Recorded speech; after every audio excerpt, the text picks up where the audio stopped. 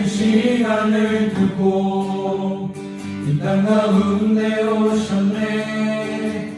우리 없는 안을 원치 않아 우리 삶에 오셨네. 자신의 편안 버리고 우리의 평안 주셨네. 가장 낮은 자의 모습으로 우리 삶에 오셨네.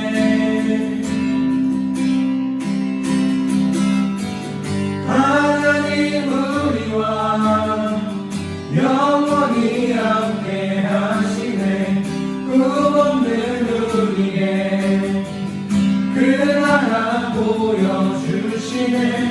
연약한 자들의 친구가 되어주시고 힘없는 우리의 인생을 위로하시네.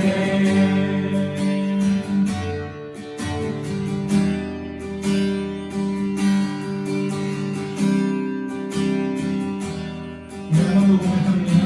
당신은 시간을 들고 당신은 시간을 들고 이 땅 가운데 오셨네. 우리 없는 하늘 원치 않아 우리 삶에 오셨네. 자신의 편안 버리고 우리의 평안 주셨네. 가장 낮은 자의 모습으로 우리 삶에 오셨네.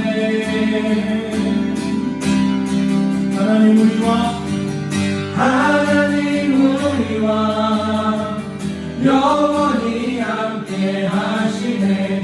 꿈없는 우리에게 그 나라 보여주시네. 연약한 자들의 친구가 되어주시고 힘없는 우리의 인생을 위로하시네.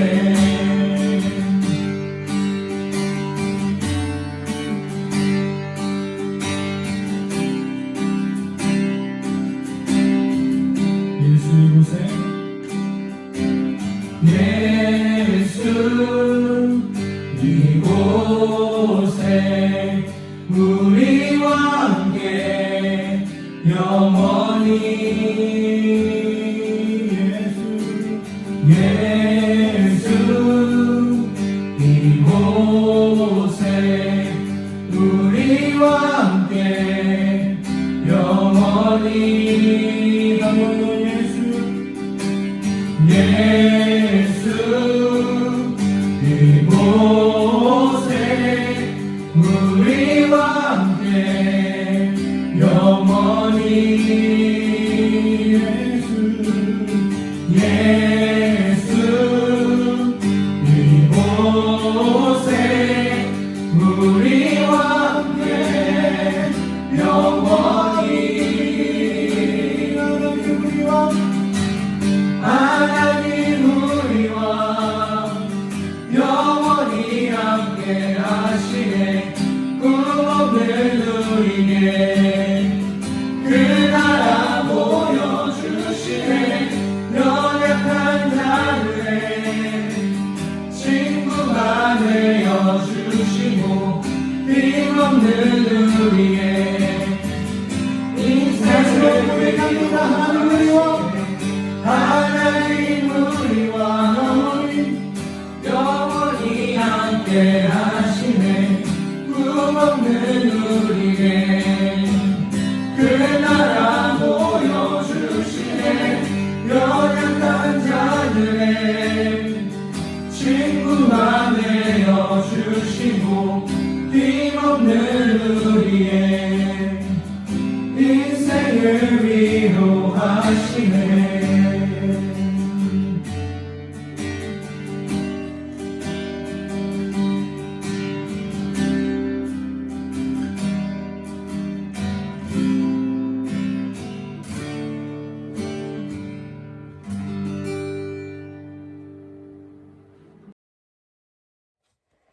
다 같이 기도하시겠습니다.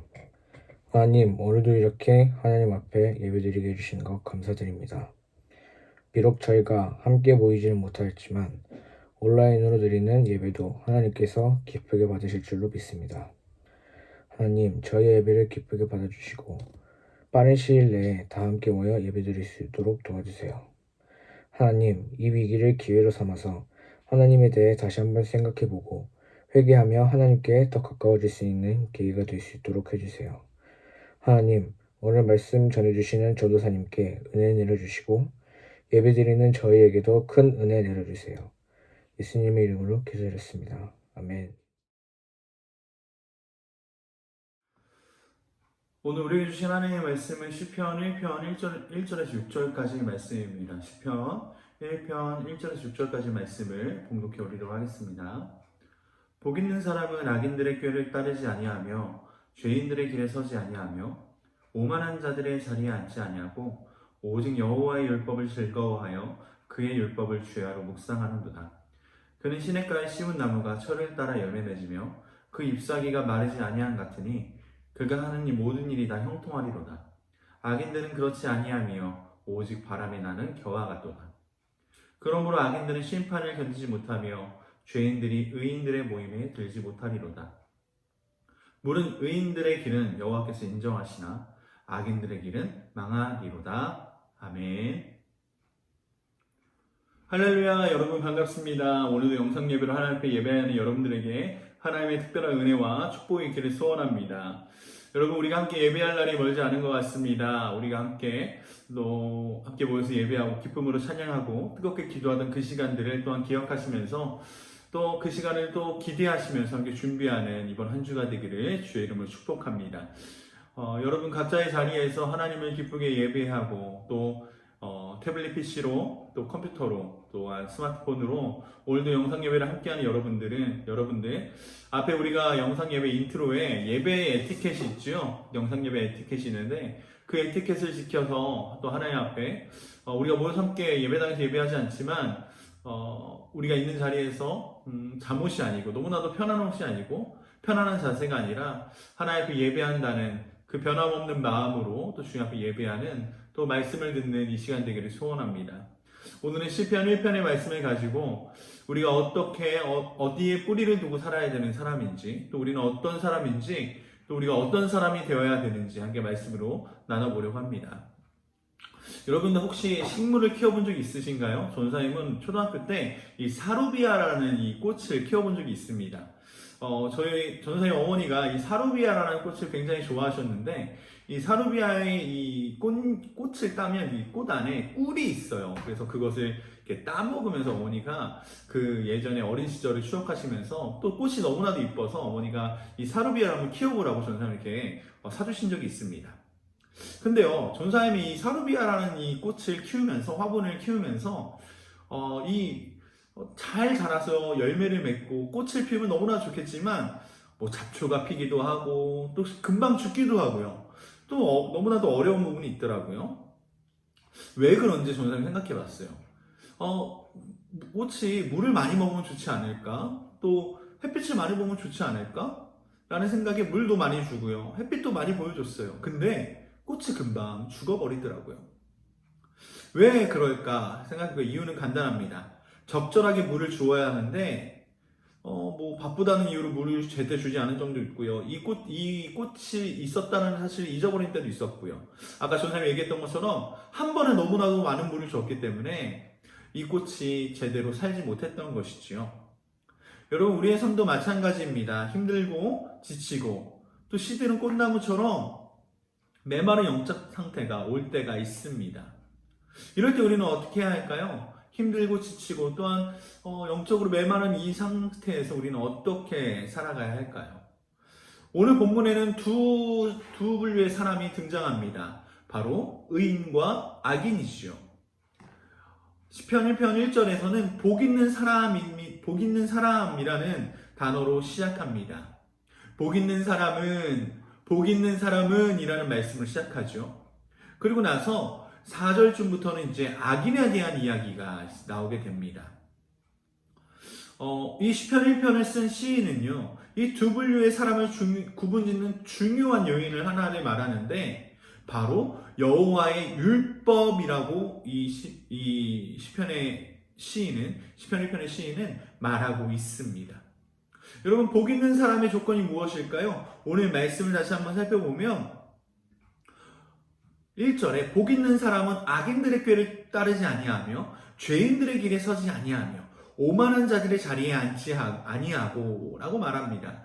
여러분, 시편 1편 1절에서는 이 복 있는 사람, 의인은 악한 길을 택하지 아니하고 죄를 꾀하지 아니하고 죄를 짓는 자리를 거부하고 피하는 사람이 복 있는 사람이다 라고 말합니다.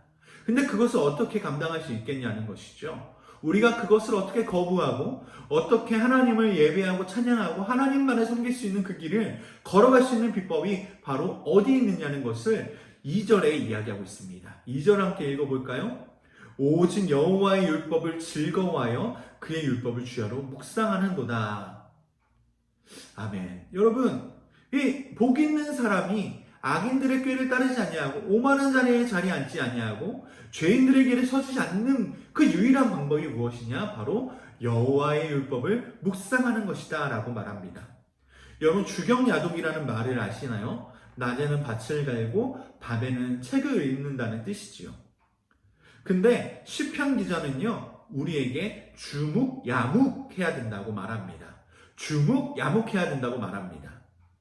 낮에도 묵상, 밤에도 묵상, 이것이 우리의 입에서 말씀이 떨어지지 않아야 되는 그 비결을, 그 방법을 우리에게 이야기하고 있습니다. 즉, 날마다 말씀을 가까이 해야 한다는 것이지요.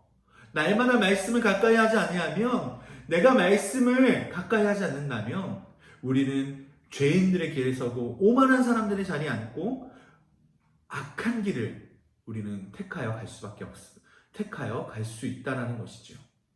그래서 3절은 이렇게 말합니다. 그는 시냇가에 심은 나무가 철을 따라 열매 맺으며 그 잎사귀가 마르지 아니함 같으니 그가 하는 모든 일이 다 형통하리로다. 아멘.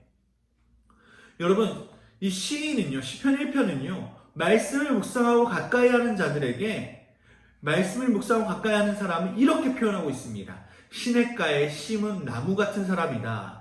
시냇가에 심은 나무 같은 사람이다 라고 이렇게 말하고 있습니다. 여러분, 나무가 자라는 데 있어서 가장 필요한 것이 무엇이 있을까요? 햇빛도 필요하겠고요, 좋은 땅도 필요하겠고요, 가장 중요한 건 물일 것입니다.